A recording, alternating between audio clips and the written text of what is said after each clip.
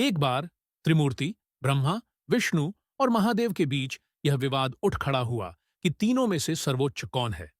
तभी एक तेजोमय और अनंत स्तंभ अचानक प्रकट हुआ। यह स्तंभ शिवलिंग का प्रतीक था, जो भगवान शिव की अनंत और निराकार शक्ति को दर्शाता है। एक आकाशवाणी हुई, जिसने कहा कि जो इस स्तंभ के आरंभ या अंत को खोज लेगा, वही सर्वोच्च कहलाएगा।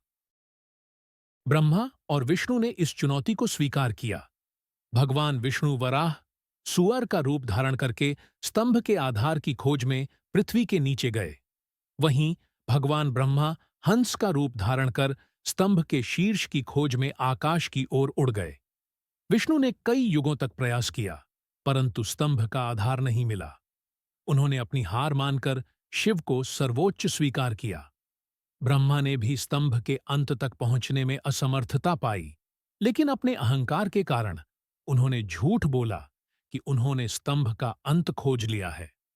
ब्रह्मा ने साक्ष्य के रूप में केतकी का फूल प्रस्तुत किया, यह कहते हुए कि यह फूल स्तंभ के शीर्ष से गिरा है। ब्रह्मा के झूठ से क्रोधित होकर भगवान शिव स्तंभ से प्रकट हुए। उन्होंने ब्रह्मा को फटकारा और उन्हें शाप दिया कि उनकी पूजा पृथ्वी पर कभी नहीं की जाएगी। साथ ही केतकी के फूल को भी यह शाप दिया गया कि इसे शिवलिंग की पूजा में कभी उपयोग नहीं किया जाएगा। शिव ने खुलासा किया कि यह स्तंभ उनकी अनंत और निराकार शक्ति का प्रतीक है।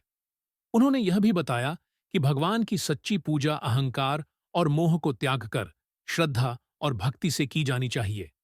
तब से शिवलिंग को भगवान शिव के अनंत और चिरंतन रूप के प्रतीक के रूप में पूजा जाता है। यह लिंग ब्रह्मांडीय शक्ति और भक्ति का प्रतीक